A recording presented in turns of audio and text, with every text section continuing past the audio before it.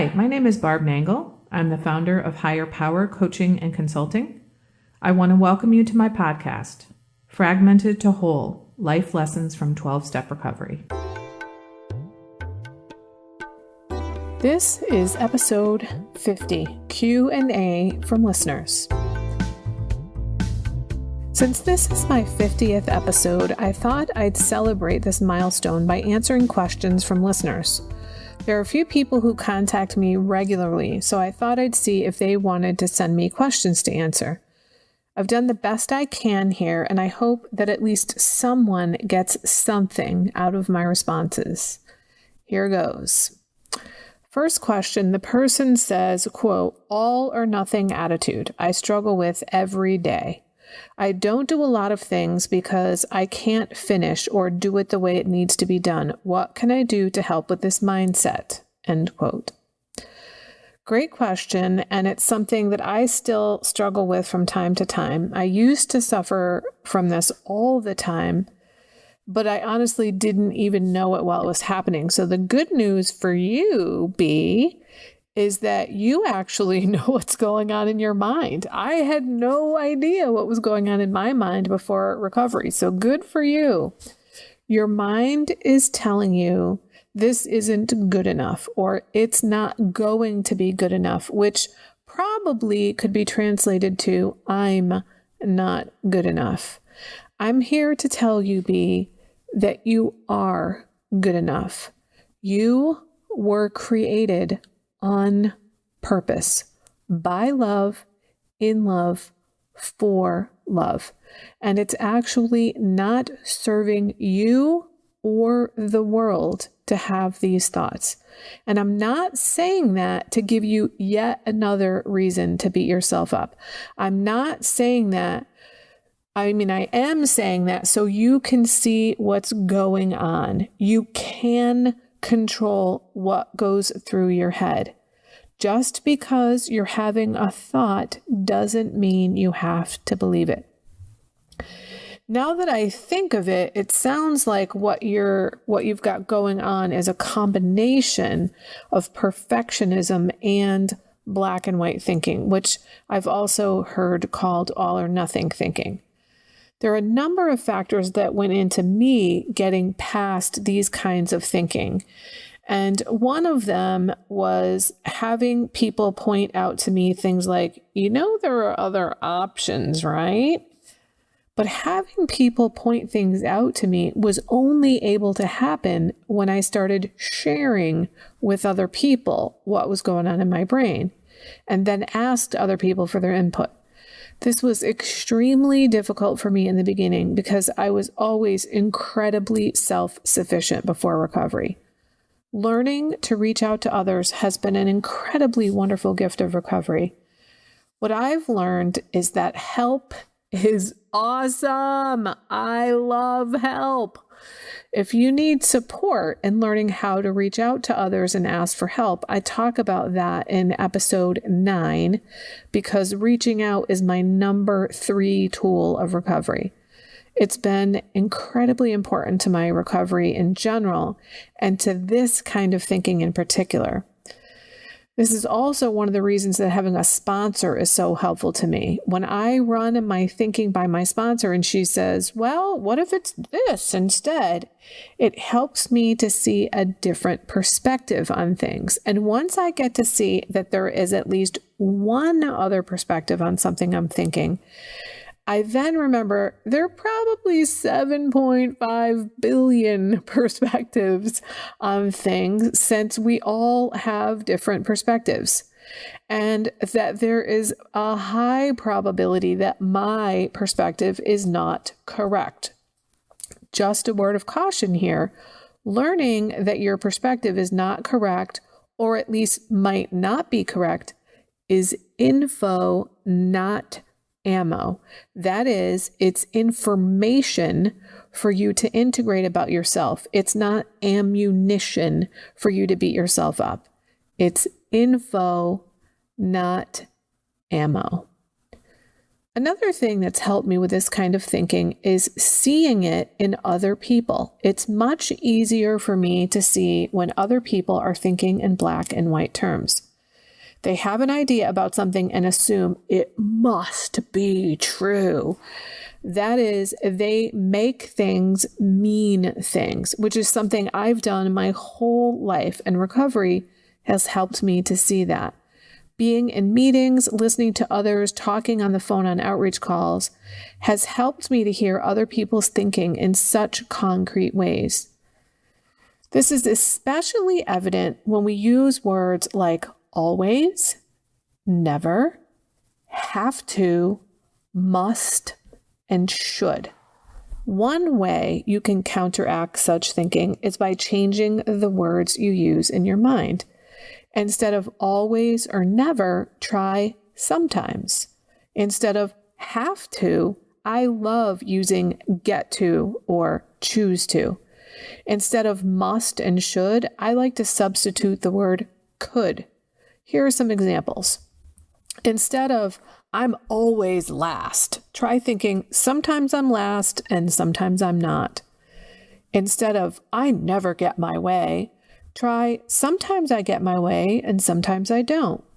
Instead of I have to do my step work, try I get to do my step work.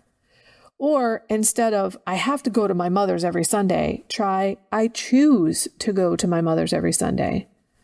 Instead of I should go to a meeting tonight, try I could go to a meeting tonight. Try those on and see what happens in your brain. See how it feels to try on these new, less all or nothing phrases.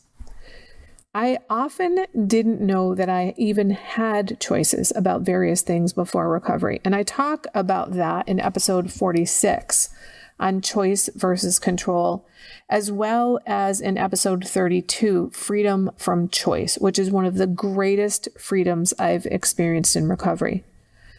It also sounds like B is talking about perfectionism in her question, and perfectionism is really about fear.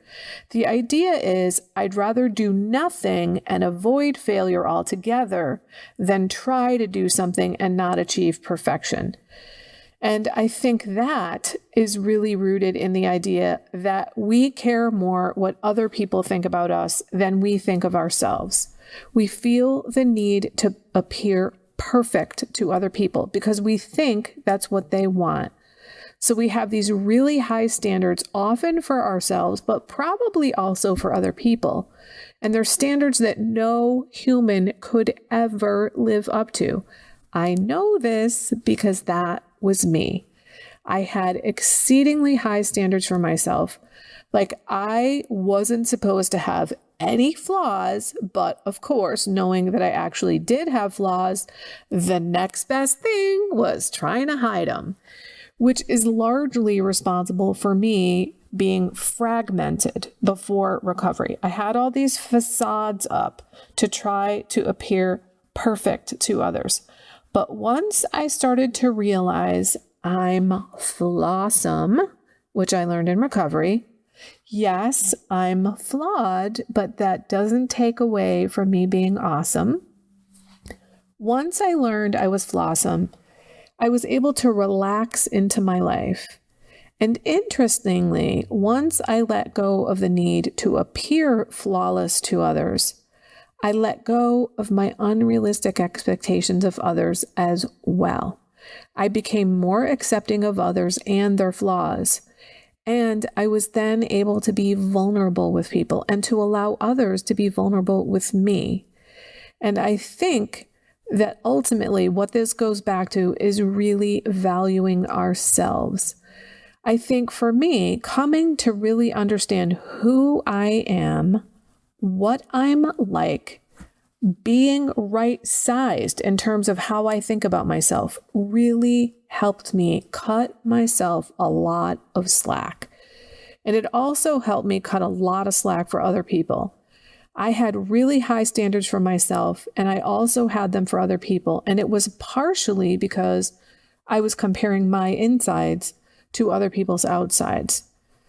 As I started to realize it's okay for me to be flawed, it's okay for me to share my flaws with other people, I started to be a lot more accepting of other people's flaws and stopped judging other people so much.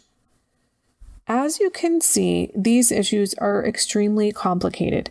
We come into recovery with a lot of issues that are all tied up together, black and white thinking, the perfectionism, that are based largely on caring what other people think about me and less of what I think of me, not being right-sized, etc. It all goes together. And for me, personally, the solution to all of that is the 12 steps of recovery. As I've noted many times in this podcast, I've tried all kinds of methods of self-improvement. And even though some of them caused me to have some insights, maybe a little growth here and there, for me, the 12 steps are where it's at, because that was the formula that I followed to really change all of these things that I'm talking about and more. Now, I know the 12 steps of recovery aren't for everybody, but they are for me. And the whole reason I started this podcast is that there's a lot of wisdom in the steps, even for those who don't want to participate in a 12-step program of recovery. The next question is whether I know of any suggestions on boundaries with your own kids. B says, I don't want mine to struggle, so I made things easier for them. Now I wish I would not have done this. Well, B, I am not a parent myself, so it's difficult for me to talk about boundaries specifically for parents. But I do feel like I can speak to having developed boundaries as a result of my recovery. And honestly, just like I mentioned in the previous question, learning to care more what I think of me than what other people think of me was really the crux of me being able to develop boundaries. There's a lot of different things that went into me developing, enforcing, and maintaining boundaries. There are a lot of aspects of recovery that really contributed to me being able to have boundaries. And part of caring more what I think of me than what other people think of me has to do with self-esteem. For those of you who've been listening for a while, you know that that's not really something I struggle with typically, but sometimes I do. In fact, just last night, I had some thoughts bubble up to the surface that were pretty shitty. What's good is that the thoughts came into the light so that I could see them. So here's what happened. I'm going to share two different thoughts that I had in the last 24 hours. But first, you need to know that with the COVID-19 quarantine situation, all our meetings, probably like yours too, are moving onto the phone and onto Zoom. And our intergroup sent out a notice saying, here's the update of all the meetings in our area. I responded to the email thanking the intergroup chair and the webmaster for their service, and I said, you're saving lives. And then when I sent it, here's the shitty thought that I had afterwards. I thought, when they see this reply, they're initially going to think, oh, great. What the fuck does she have to say now? What is she going to tell us now? And then when they open it and read it, they'll be pleasantly surprised. That's an expression of gratitude. Then the second thought was last night after a meeting. The chair texted me after the meeting to thank me for wrangling the people from the conference call onto the Zoom call, as well as for everything else I do. And my thought was, she's just saying that because she's my friend and she thinks it's the right thing to do, not because it's true. Now, I had no idea these thoughts were lurking underneath my consciousness. So even though most of my conscious thoughts are about how great I am, or how if everyone just listened to me or did things my way, in other words, arrogant, it's really just a cover-up for I'm not good enough, or I don't matter, or nobody likes me. I don't want to think those things, but I do. The beauty of recovery is that I've learned that those thoughts are not true. This is why I've learned that I need to talk to my brain more than I listen to my brain, because my brain is full of shit. It's full of all kinds of shit that I've internalized over the decades.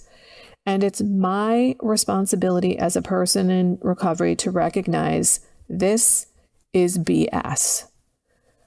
What's the truth? I've been hearing the healers out there say, if you're going to listen to the news and all the chaos that some are predicting, be sure to balance it with at least as much loving and healing and uplifting info.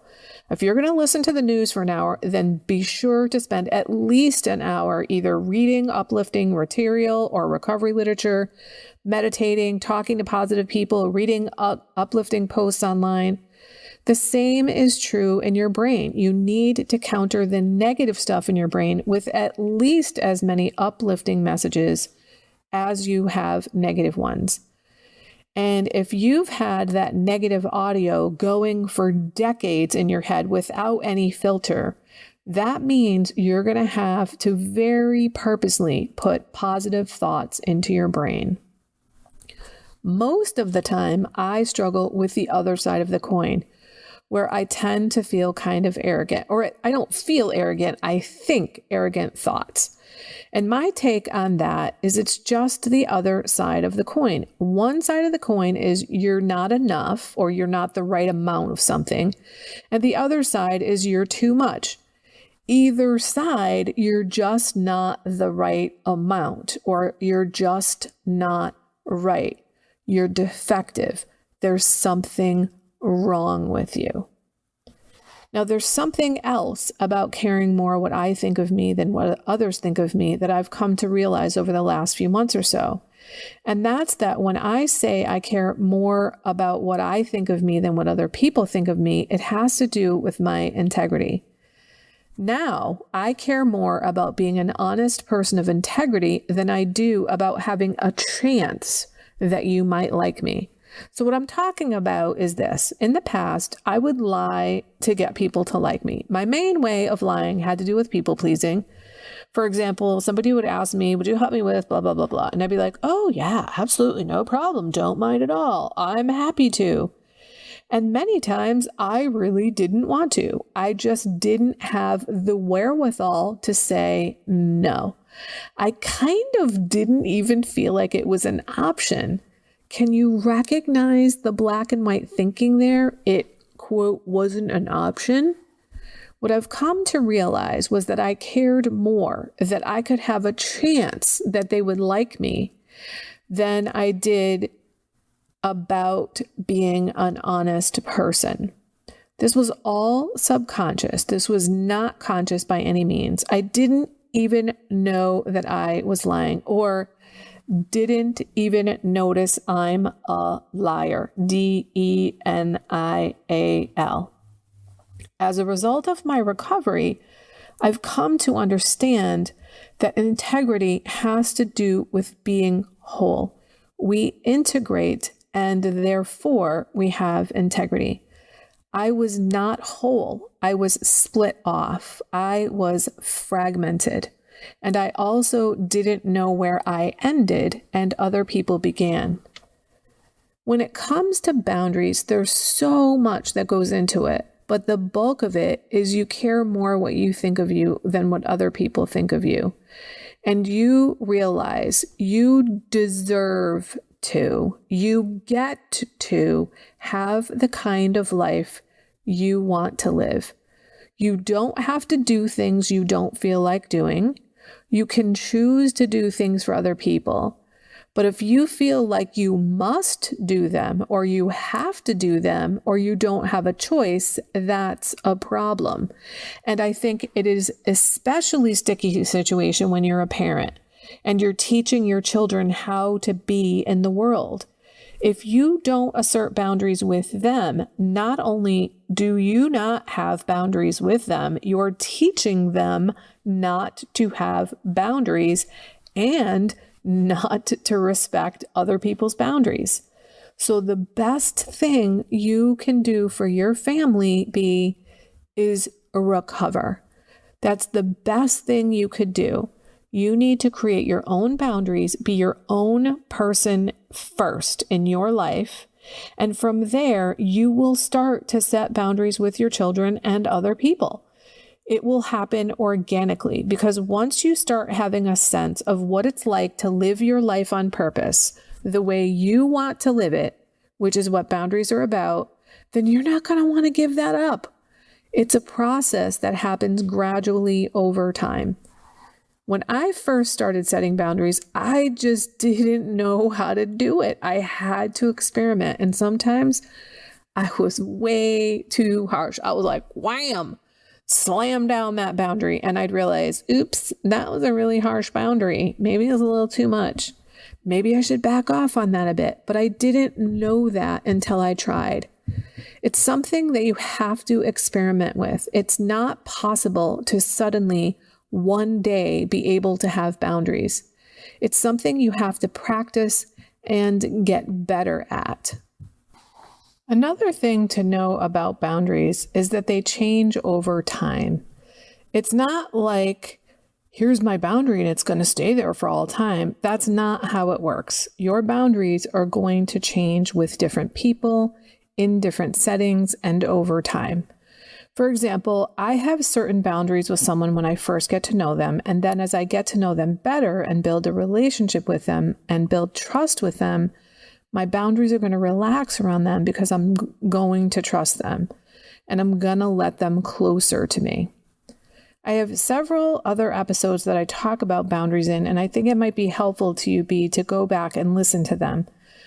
There is one that's called Getting Out of Enmeshment, which is episode 27. There's another one that's called Boundaries During the Holidays, which is episode 35. And in that one, I provide some actual scripts for what to say to people to set limits. And there's another one, which was just 2 weeks ago, that is Boundaries of Self-Containment and Boundaries of Self-Protection, which is episode 48. Before I move on to the questions from the next listener, I want to tell you, because it's relevant to what the questions they were asking me, is I have gone back and listened to all of my podcast episodes recently in preparing for this 50th episode. And I gotta say, it was really helpful. I actually did it twice and I find them very helpful, even though I know all the stuff, obviously, because I said it. And many of the things are things I say all the time to other people in recovery. But you know how sometimes when you're sharing with a sponsee or a fellow and you realize that you're saying what you need to hear, that happened to me a lot while listening. So I go back and reflect on these things all the time because there are certain principles that apply in recovery all the time. Now, on to the questions from the next listener who sent me a whole bunch of questions and comments. One is this, quote, "Your 50th podcast will be a year after your first. Do you go back and listen to specific podcasts and notice any differences such that you say, I'm not sure that's true anymore. I wish I hadn't said that. Or man, I can't believe I didn't talk about this." End quote. There was nothing that I listened to that I thought, I'm not sure that's true anymore. There's nothing I wish I didn't say, except maybe that I say fuck pretty often.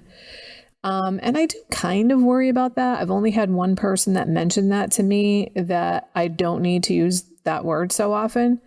Most people who mention anything at all about me, not actually most, everybody except for that one person that mentions anything about me swearing, they actually say they appreciate that I do because it connotes a certain authenticity and a certain amount of honesty from me, which is interesting and kind of cool to hear.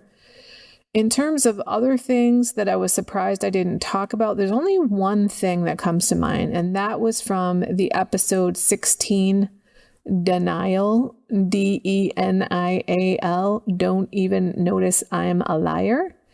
And I ended up doing another episode that I called Denial 2.0, which was episode 23, because the story I told in number 23 was the epitome of don't even notice I'm a liar. And that was the story I should have told in episode 16. The story I did tell in episode 16 was kind of lame and not that great to illustrate. Well, it was kind of lame as an illustration of the concept.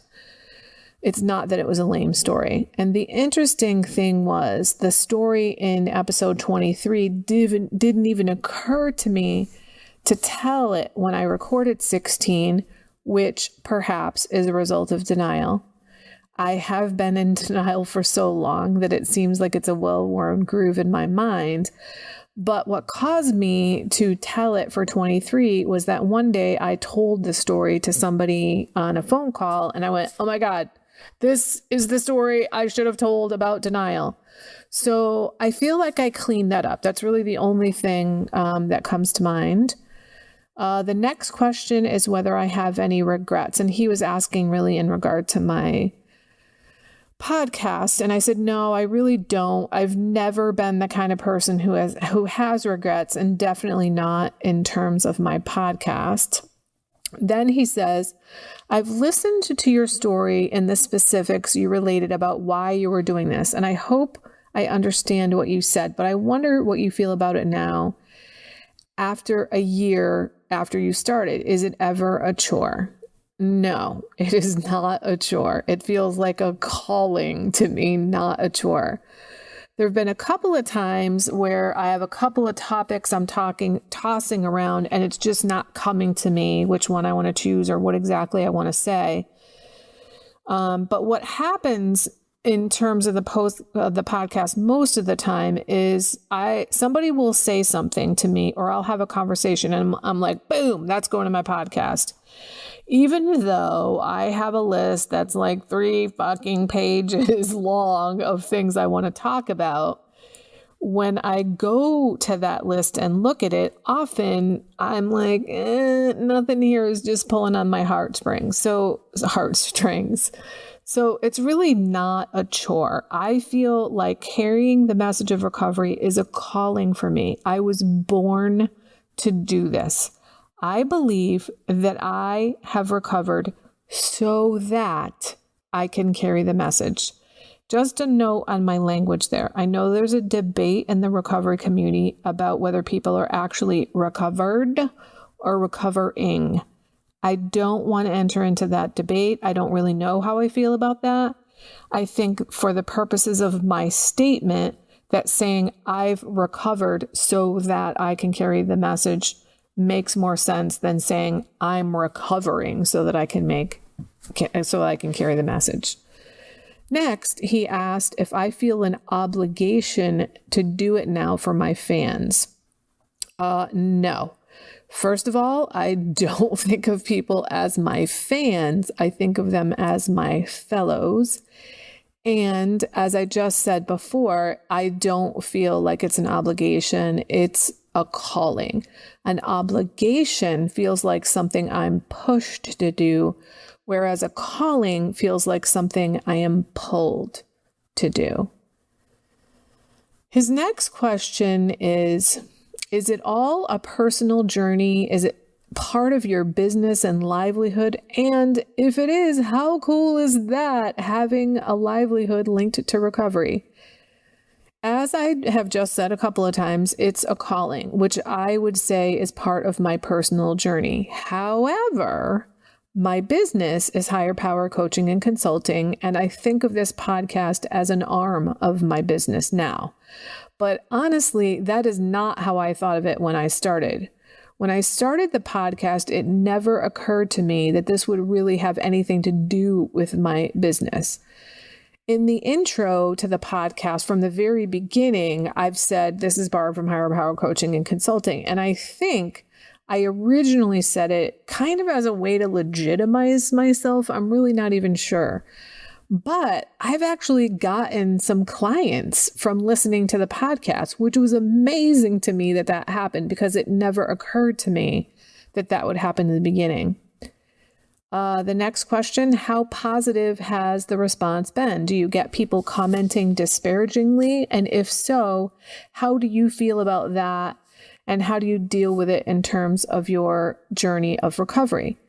I've never looked at any of the comments anywhere online. I don't even know if they're there. So I've never received any negative comments. The only comments I've gotten have been positive, and they're either from people that already know me and have my contact information, or were savvy enough to dig up my contact information and contact me because they were so grateful for what they got from my podcast, which is just amazing. I'm so glad that the podcast is helpful to others. What's amazing to me is not only do I get the amazing gift of healing and recovery for myself, I get to magnify that gift by sharing it with other people. What that means is it makes my pain and what I went through worth it. I can hopefully save someone else some amount of pain from the work that I have done.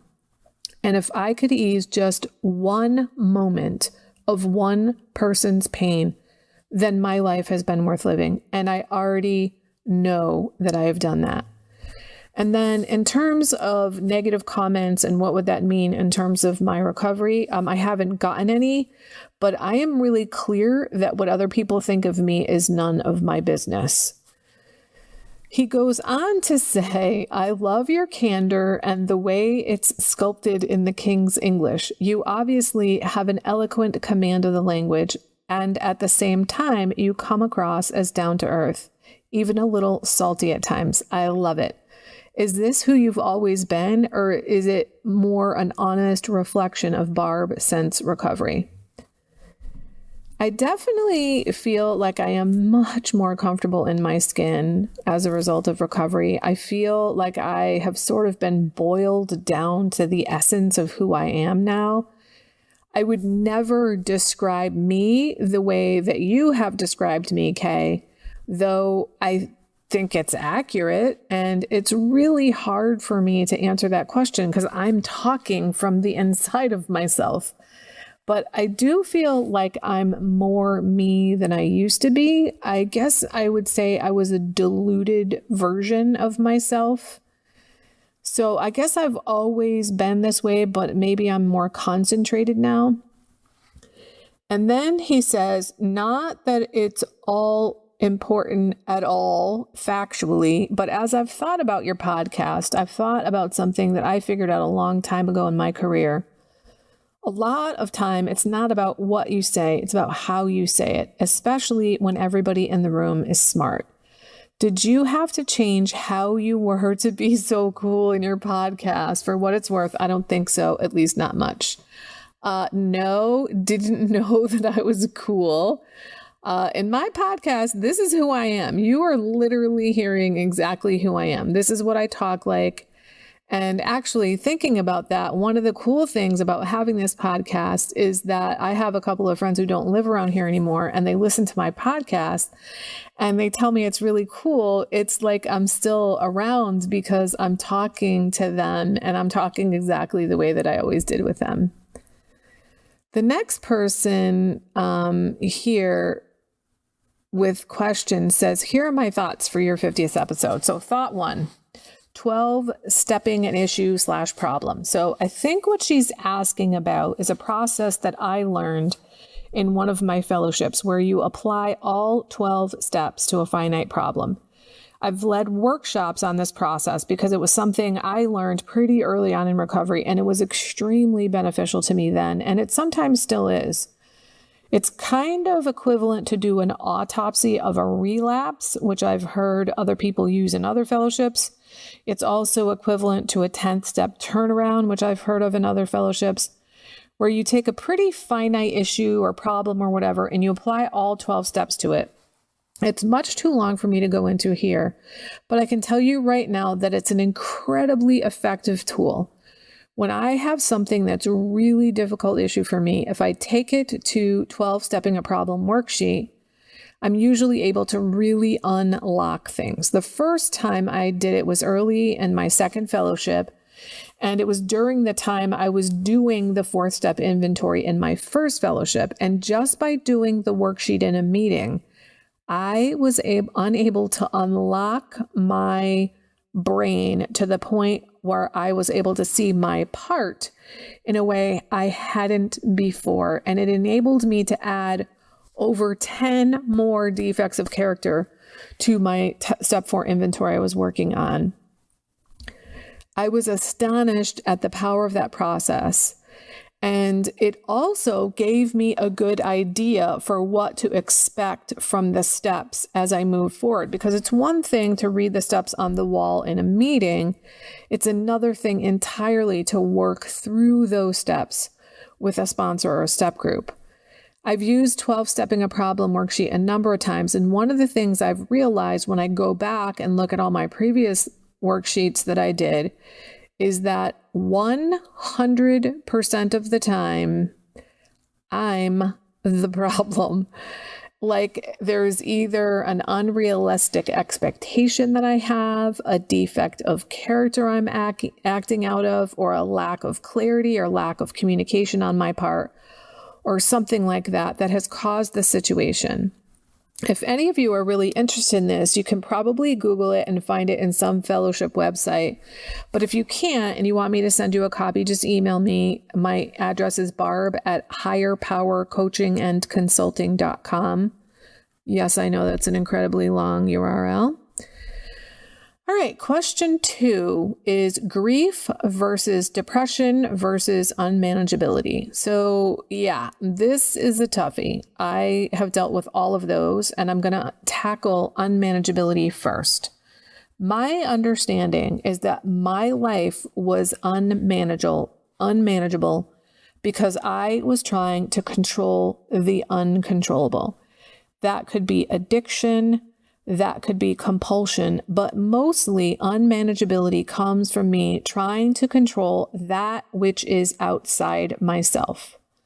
Remember, you can only control what's inside your hula hoop, your thoughts, your behaviors, your beliefs, how you treat people. It's when we get into the territory of trying to control things we cannot that our lives become unmanageable. This is why the serenity prayer is so important and so powerful. It reminds us that our higher power is going to help us with understanding the difference between what we can and cannot change. And a note on the serenity prayer, I believe it's a little bit backwards. My experience is that I get serenity from acceptance. I don't get acceptance from serenity. When I accept this is what's happening, or life on life's terms, I get to have serenity. And another thing that I want to say is that the serenity prayer is really a prayer about boundaries. What's in my territory and what's not in my territory. Now, on to grief versus depression. So there is some distinction between the two, of course, but there's also a lot of overlap between them. I'm going to give you some background on me so you'll know for sure that I understand both grief and depression, as well as the lovely combo of the two. So here's part of my story. On St. Patrick's Day in 2006, I was diagnosed with depression. I'd had episodes of depression before, but I didn't know that they were diagnosable, medicatable, like capital D depression. And I remember saying to the psychiatrist, "Are you telling me that my brain chemistry has changed?" And she said, "Yes, absolutely." And in fact, what happens is the chemicals in your brain are assaulting you, and you need to go on medication to stop that assault. It seems clear that you have had episodic depression, that is, episodes of depression as opposed to chronic depression. And that what you need to know for the rest of your life is that when another episode comes along in the future, you need to get on medication as soon as possible. You need to stop that onslaught, that assault of chemicals, because it will get worse and worse and worse over time if you don't go on meds. This was wonderful news, of course. So I went on medication and it was really helpful. And 3 months later, my younger brother died. He was only 35. He was 8 years younger than me, and he was dual diagnosis with a severely debilitating bipolar disorder and a substance abuse problem. Go figure. He died of Legionnaire's disease, which is a respiratory illness that only about 5% of people who get it actually die from. But he had a severely suppressed immune system, partly because of his really bad depression, partly because of his substance abuse problems, and partly because of his physical health problems. And he really did not take care of himself and really just didn't want to live. Thank God I was on antidepressants when it happens. I couldn't imagine having gone through his death without them while being depressed. I ended up getting on additional antidepressant and eventually a sleep aid as well during that time. I felt like that grief very seriously exacerbated my depression. And about that grief, his was the first close death in my life. My grandparents had died previously, but that's sort of the natural order of things. And also, they lived far away. So it was almost like I just wasn't seeing them. It wasn't really like they died. So it's not that I hadn't experienced death at all. It was just that he was my first close death. He was also only 35 and he was my little brother. So it was my first real in-my-face encounter with mortality. And he was someone I was very close to. And it's just not the natural order of things that your little brother dies before you and that he dies at the age of 35. So it was a really, really tough one on me, and I was really, really depressed. In fact, what I've often said about that time is I became undone. I became undone. Interestingly, one of the ways in which I really healed from my grief over his death is that I watched every episode of the TV show 6 Feet Under. This was back when Netflix mailed you the DVDs and I would order them and binge watch that show, which was about a family that ran a funeral home. So in every episode, there was at least one, if not 2 deaths. And I got to see a wide variety of ways in which people dealt with grief, because all the different characters in the show had different ways of grieving. Whereas I had felt like I have no idea how to grieve. We do such a shitty job with grief in this society. And I remember saying to my mom around that time, I feel like I want to become a grief activist to promote grieving. I don't even know what that is. I made that up because I just didn't know how to grieve.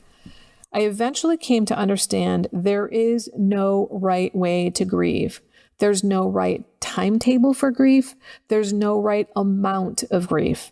Everybody grieves differently. And even the same person grieves differently in different circumstances. My own example is that my whole life, I always thought the worst thing that's ever going to happen in my life is my mom dying. Wrong. It was my brother dying. Because my mom died 6 years after my brother, and it really wasn't anywhere near as difficult for me as it was losing my brother. I think part of that has to do with it's the natural order of things that our parents are older than us and we expect them to die at some point. Though I didn't expect her to die at the age of 73. I really expected her to live at least until her 80s.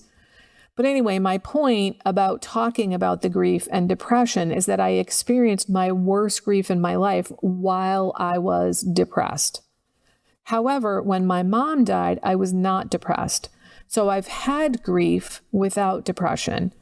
I've had other episodes of depression where there was no grief involved at all. So I know the difference between being just plain depressed, just plain grieving, and the lovely combo of both. There is a lot of overlap between grief and depression, but usually for grief, there's something that is really concrete reason for your grief. You typically know why you're grieving. For me personally, I can look back now and say really all of my episodes of depression were because I was trying to pretend something. I was either trying to pretend that I felt things that I didn't feel, like in love with somebody, or I was trying to pretend I didn't feel things that I actually did feel, like attracted to somebody. Every single time I was depressed, there was a man involved, and it was because I was extremely codependent and not really clear about who I was, where I began and ended, and I did not have the capability of communicating directly with people. I couldn't say things like, hey, I'm really attracted to you. Are you attracted to me? And then gotten an answer and responded appropriately. My codependent, people-pleasing ways meant I also didn't want to hurt somebody's feelings by breaking up with him. But what's really crazy is I can look back now and see that I stayed with them and it was awful for them and me, but I somehow thought that staying in an awful relationship was like protecting them from not hurting their feelings. Yet I was probably treating them like shit, or at least being an asshole to them.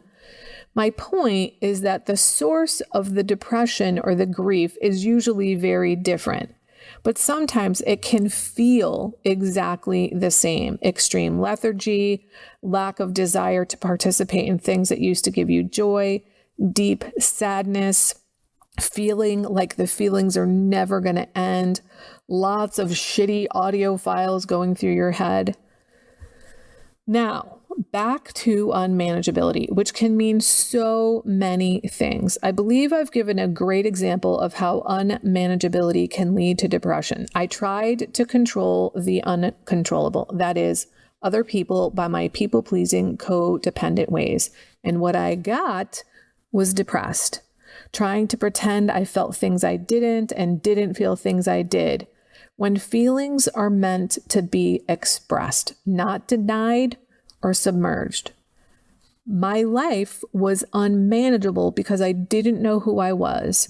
I didn't know where I began and ended. I didn't know how to engage in direct communication and say things like, hey, I'm attracted to you, or are you attracted to me? Or this relationship isn't working for me anymore. And so my life was unmanageable. The last question she has is how to make healthier decisions. And I think that this really boils down to giving a shit about yourself, which is at the core of having boundaries.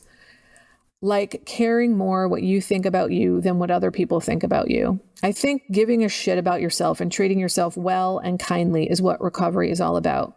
We treat ourselves well, we teach others to treat us well, and we teach others to treat themselves and others well in recovery. I made a lot of unhealthy decisions, and it was often because I cared way more what other people thought of me. I cared way more about what they thought about everything. And so my good self-care practices went out the window when I was in a relationship. Making healthier decisions for me included a lot of different things, including reaching out both to my higher power and to my fellows. Asking people's opinions, because me self-willing my way through my life didn't do shit for me. So I need to run my ideas by other people, whether it is other fellows in program or by a sponsor or a close friend or a therapist or a clergy person. Really understanding what I like and don't like, what I want to do and don't want to do, what my preferences are, helps me make healthier decisions. Then there are some decisions that everybody knows are healthier than other decisions, but they're still making unhealthy decisions because they're doing something like buffering their feelings, perhaps eating lots of sugar or doing drugs to coat their nerves. I used to live the kind of life where I needed to coat my nerves, and I don't live that kind of life anymore, so I don't need to coat my nerves. So it was hard to make healthy choices of not coating my nerves when I was making all those other unhealthy choices, like bending over backwards for people and making myself overstressed and overwhelmed, trying to control the uncontrollable. What I'm realizing here from my answers to all these questions is that boundaries are an exceedingly important part of healthy living and of being in recovery. And then there's having a higher power and really believing that there is something, some force, some spirit, some divine presence, some energy, some principle in the universe. It doesn't matter what it is, as long as it's more powerful than you. Believing in something that is more powerful than me, that will always be more powerful than me, and will be able to handle things I can't handle, has made all the difference in the world.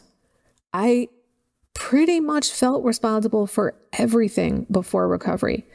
And even though I believed in God before recovery, I didn't use God the way I do now.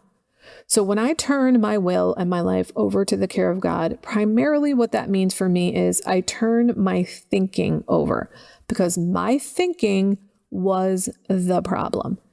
And so now when a problem comes up, of course, I often at first go like, oh my God, what are we going to do? And then I'm like, oh, that's right. I don't have to figure it out. God is going to figure it out.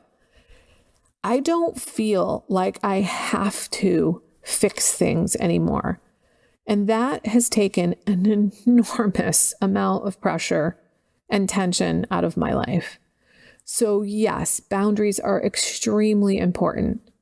But the real key to my recovery is this absolute reliance on a higher power. And having that means that I have this really deep and profound trust that I'm going to be okay. Everything isn't going to be okay, but I'm going to be okay. And I think I'll end with that. I hope this has been helpful to you and you've gotten all your questions answered in a way that was helpful. Namaste. That's it for today. If you like what you've heard here, then you just might be interested in private coaching with me. If that sounds like you, head on over to my website, which is higherpowercoachingandconsulting.com, and click on the contact menu. I'd be happy to schedule a consultation with you to help you make lasting changes in your life, like I've made deep, lasting changes in my life. My ideal client is someone who is ripe for change, but I'll coach anyone who wants to be happy, joyous, and free. So if that's you, shoot me an email. I'd love to hear from you. Thanks for listening. Be sure to like and subscribe so you can be sure to get future episodes of my podcast. Thanks again.